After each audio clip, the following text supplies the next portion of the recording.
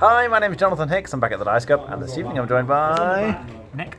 Steve. Mark. and we just finished playing Galaxy Trucker, which is a game of two halves. Essentially, you're trying to build a ship from a bunch of tiles that start off face down, and then you race through space, revealing these cards where things happen. Maybe you discover some planets, or you have to power through open space, and we'll come back to those in a second.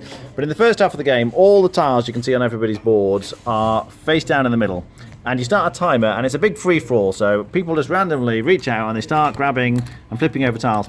Now, if you pick something that you want, then like this will hold crew, which is very important in this game. You can see all the little crew members here, and you're trying to attach it to your ship, and you see there's different types of connectors. This is like a two single ones, this is a big fat one in the middle. They have to match, so I can't put the single with the double there. I could put the two singles, like the double with the double, that would be fine. And you can see as we go through, if someone else has revealed a tile, you can maybe pick it up. So if you look at it and go, no, I don't want that one, you just put it back down face up, and then someone else could take a tile and they could edit. Oh, I'd really like to put this gun here. Oh, but I can't, because you can't have connectors going to empty space. So it must legally connect.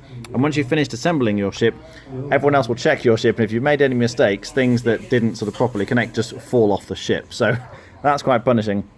The different things you get are the crew quarters, so these will hold crew, which will be important. Batteries are used for powering anything that's green. So engines will help you power through space, but you see this is like a green thing. This is a double engine, but you'd have to spend a battery in order to power that. This is a green gun, so again you have to spend a battery to power this double gun. This is just a single gun. This is shields that sort of point in certain directions. I think I've got some shields that point in other directions. You need sort of cargo space for storing the various things you might find on the planets, and you're filling up your ships, and you can see the different kinds of ships that people have built, potentially combine things in lots of different exciting ways.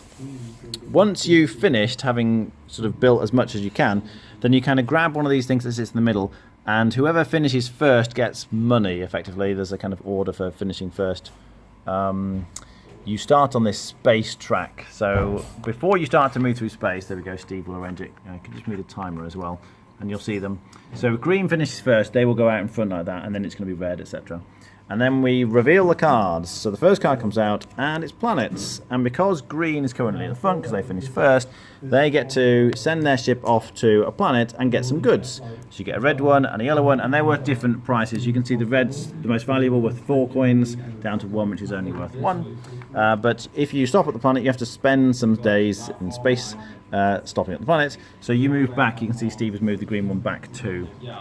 And then red, who's the next one over there, will get to decide. Maybe they want to take the next planet down. And so you're kind of filling up your ship, all these cargo spaces with different kinds of goods. The red ones are like radioactive or something, and they can only go in the red compartment, so that's quite important as well.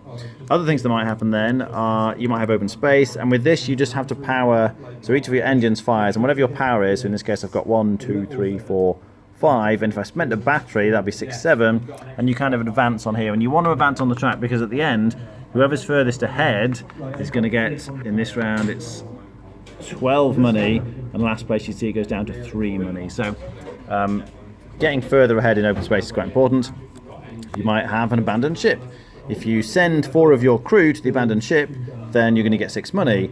It's going to be most money wins at the end, so getting money for the various goods and getting money for ships and things is going to be quite important as you go through. Other things that might happen are, slavers.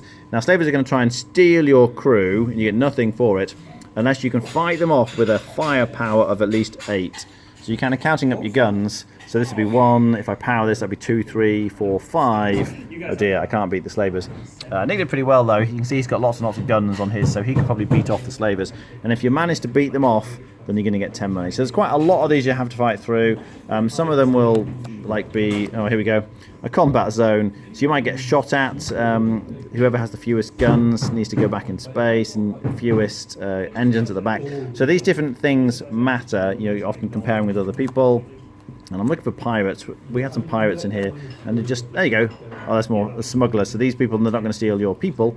They're going to steal your goods if you don't have enough firepower. So you're having to deal with all the things that comes out. And what typically happens is when you get shot, you roll the dice, if Steve demonstrates the dice, and it might be a meteorite storm or somebody shooting at you. But if it's 9 from the front, let's say, you look at the grid along the 9, and the 9 here is going to shoot down, and if it hits something, if it's like being shot, then this will blow off. you lose it. And because now this is not attached to the rest of your ship, you lose all of that as well. So the ships can kind of come back in pieces by the end of the game. You can see Mark's ship is not in a very good state, considering how many spaces were full at the start. So yes, you get back and get money according to who gets back. You sell your goods according to the value of the goods, and most money wins at the end.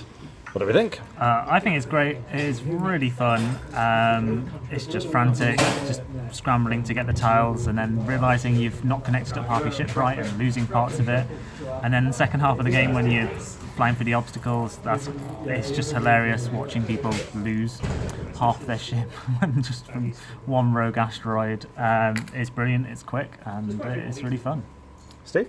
It's definitely two completely different halves of a game. You build your ship, that is a completely different mentality and experience to going through the cards. And weirdly, it's one of those games where someone doing badly, even if it's you, is actually hilarious. When you're like, oh my god, my guns got shot off, and then the pirates come out. Oh no, I don't have enough guns to beat the pirates off, and they steal my things. And then, because I've stolen my crew, the next combat zone comes up, the person with the fewest crew loses space days, and everything kind of piles on one particular person. You just got an unlucky roll, and an 8 might be fine for 3 of us, but for one person, an 8 destroys half their ship, and you all have a bit of a laugh. So, games where doing badly is still fun, very good. It is a light-hearted game that's a blast to play with. Mark? Yeah, for me this is almost kind of heading that route of a classic match point. It's not. It's an older game that's just had a new edition come out, which I believe is altered a little bit, maybe sped it up a little bit in place, which is good. I've played this before with loads of expansions piled onto it, and I think it almost got worse the more that's put onto it. It needs to be quick because things will go wrong. That's the funny bit, but if it starts taking over 2 hours, it's less funny, if you know what I mean. But yeah, it works. It's an amazing game of building and things all like the Tetris like puzzle of getting the actual bits together. The race, some people like less than others. I guess some people be like, I don't want to over intrude and pulling on tiles out and stuff, but you have to just go for it because you need the bits you need. But yeah, it's a very, very good game and it's stand up to the test of time. Rating? I think I'd give it an 8. Steve? With people who like this sort of game, I would always play it 8.5. It's really fun. I give it a 9. I think the only thing it's lacking is in the sort of the second half of the game. There's not much sort of interaction you're doing, but it's still really fun just watching the ships explode. Yes, I would always really enjoy playing this. The first couple of times I played it, years and years ago now, it's really difficult getting a whole hang of the placing all the different connectors, and you're going to do much worse compared with somebody who's played it a few times before. It definitely benefits from replay, and if you don't like that frantic real-time aspect, then you're probably not going to like this game. But as long as you're happy with that, and as long as you don't mind when half your ship gets destroyed, because it's probably going to happen to you, then it's just a blast. It is so much fun. As the guys have said, always enjoy this. Every time I play it, I would be on an 8.5 out of 10. All right, thanks for watching. That was Galaxy Trucker.